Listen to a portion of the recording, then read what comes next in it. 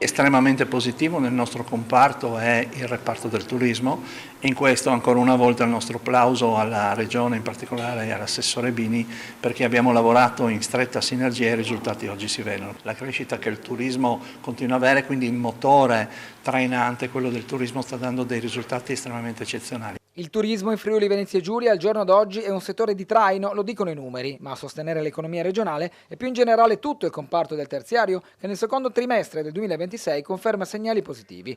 A evidenziarlo è l'osservatorio permanente di Confcommercio Friuli Venezia Giulia, realizzato con Format Research su un campione di 1538 imprese.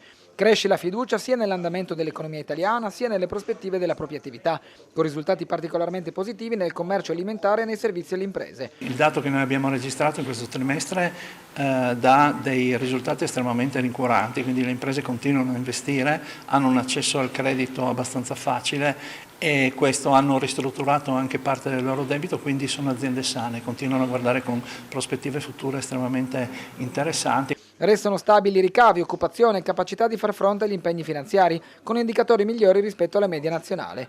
Il quadro resta quindi favorevole, sostenuto anche dalla graduale ripresa dei consumi e dagli interventi della Regione. A preoccupare però è il possibile aumento dei costi dell'energia, legato a eventuali nuove tensioni internazionali, che potrebbero alimentare l'inflazione e incidere negativamente su imprese e consumatori. Il caro energia è una variabile che è in costante mutazione e quindi dobbiamo monitorarla attentamente. È chiaro, siamo in una fase transitoria, aspettiamo il prossimo trimestre perché sarà quello un po' la cartina tornasole anche della mutazione appunto dei costi dell'energia, che introdurrà anche quello che sarà appunto il fine d'anno, che poi dà e delinea quelle che è appunto l'andamento dell'anno intero. Però oggi siamo estremamente positivi nel guardare al futuro.